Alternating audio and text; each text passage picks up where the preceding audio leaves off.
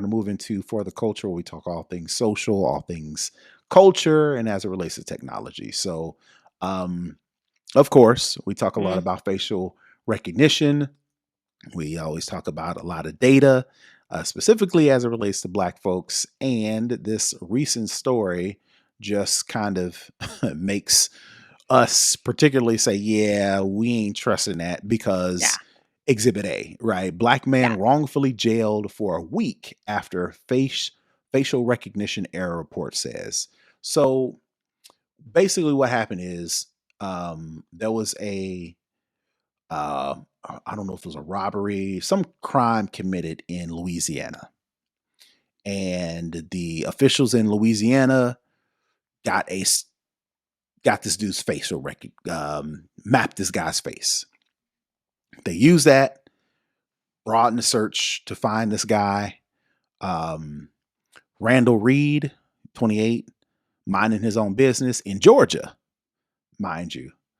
Police pull up, say, "Hey, you fit the description," and his quote is, "They told me I had a warrant out in Jefferson Parish, which is in Louisiana."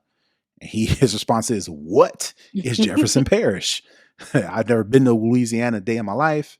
Then they told me it was for theft, so it was a theft. So not More than only 10,000. right. So he says, not only have I not been to Louisiana, I also don't steal. But basically, what happened was this theft happens. They say they got his face. They widen the search. Police pull up on this guy. They tell him, "We got your face. We know you did it because wherever you were, they picked up your face, threw him in jail over Thanksgiving holiday. Spent a week in jail." Mm.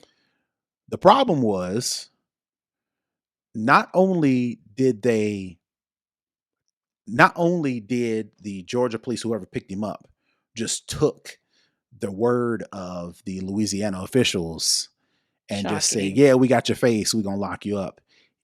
If they would have looked at his face and checked it amongst his driver's license and all the other stuff, and actually looked at the picture, he's, I think he's got A uh, mole. identifying mole to Yeah. where in the picture he doesn't have that. And I think he's like, the picture of the dude, the person who did is like 40, 30 pounds heavier than this guy, right? So Mhm. basically what happened was, again, try to recap. Theft happened. Louisiana matched this, took the guy's face, said the face belongs to this guy, Randall Reed. Go find Randall Reed. Georgia finds Randall Reed, throws him in jail over a week when they didn't even check, the Georgia officials didn't check his face. And he was in jail all week. He says, "I was not eating, not sleeping, thinking about these charges, not doing anything because I don't really know what's going on." They didn't even try to make the right ID. The mole on Reed's face was one of the differences that ultimately forced police to release him. Mm. Estimated a 40-pound difference between Reed and the purse thief he saw on surveillance footage. And he says, the lawyer says police could have checked his weight and height, or made an effort to speak to him, or Mhm. asked to walk through his house to look for evidence. He would have complied. And even if he didn't, y'all didn't even try. They just Right. said, "Go find this dude." They found the dude, locked him up. And again, the reason why I go through all this is just another reason why facial recognition, while on its face has some benefits, it's only as useful as the people actually using the Right. facial recognition. You can't just take facial recognition as, this is the smoking gun, this is all the evidence we need to do whatever, when it's proven that facial recognition doesn't really work 100% with Black folks, No. specifically Black women in general, right? It's not, it's excuse me, facial recognition is not to a point to where it's not Minority Report with Tom Cruise and you can Mhm. automatically just, it just works seamlessly with police districts because all the police Because districts that's are different. TV. Right. One, because that's TV. And two, because the systems built around facial recognition haven't caught up with facial Yeah. recognition. So, and you add bias and you Yeah. add racism on top of that, and it just adds to a disaster waiting to happen. Yeah. Again, Exhibit A. So Yeah. just I just want to put that out there because it's just like it ain't ready. Yeah. And the fact that they didn't even bother to go through the checks and balances before throwing this brother in jail, it's just another reason why black people say, yeah, nah, we're good. Yeah. So, a couple things. When we talked about that AI art that everybody was uploading their face to, these are the type of things. Stop it. These are the type of things that we talk about when we say be careful what data you are giving to the internet. You're on this uh AI art thing, not just giving them one photo, but you're giving them 10 or 15, and not Mhm. just straight on. You're giving them side profiles on each side, different angles Mhm. up. I mean, you're giving them the opportunity to map your entire face. So when we say be careful, the data that you are providing, it can be used against you. This is Mhm. the type of thing that we're talking about.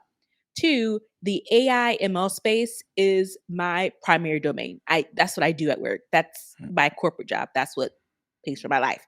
So I know how there can be bias built in to any of this tech because again, people think AI or machine learning and they just think it's poop, you know, behind the wall, behind the curtain, everything's done and it's perfect.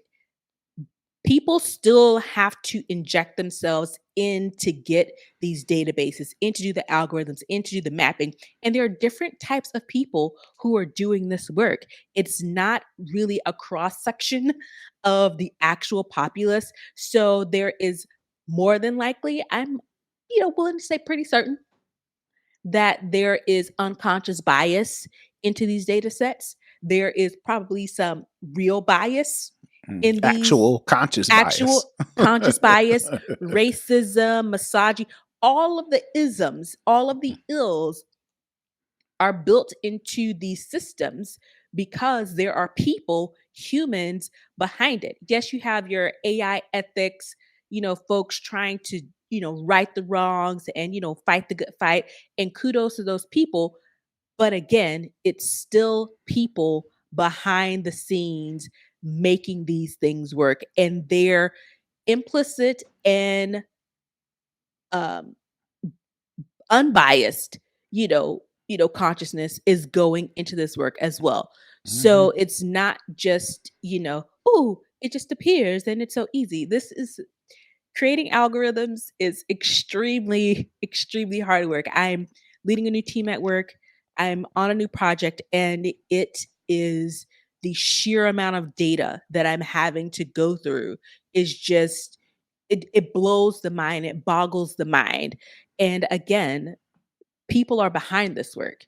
The Mhm. third thing is that I'm very much a proponent of saying, when tech is bad, when more, attention needs to be paid, we need to be more ethical behind it.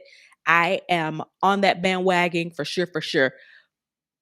But in this particular case, we can't blame everything on the tech. The tech is the Right. tech, it's there. Right. Had these officers Did what they merely supposed to do. did the Mhm. perfunctory level of their job, looked at the ID of the person, looked Mhm. at the data, the information that was on the warrant, all of this could have been avoided. This man could not be traumatized. You could not be sued, and you're going to lose and have to pay Mhm. out all these money. All of this, all Could have of been this could have avoided. been mitigated and avoided had they merely did the basic function of their job and Right. check the ID and check the warrant. And the fact that um they use facial recognition in Louisiana to say, Of okay, all this is the guy places. we're looking for, right? Of all places. And then didn't share the But I picture. love New Orleans. Right. And didn't share the picture with the, Georgia authorities to say, all right, this is This the is the picture of person. the dude we're looking for. No. Nope, they didn't even do all that. They said our facial recognition software said this is the dude, which number one was wrong because it wasn't him. And No. then two, it was double wrong because Georgia people who picked him up, they said, look, man, hey, this they said we were looking for you, so we getting you. So here you Yeah. go, and he, they didn't say, all right, well, let's make sure this is the guy.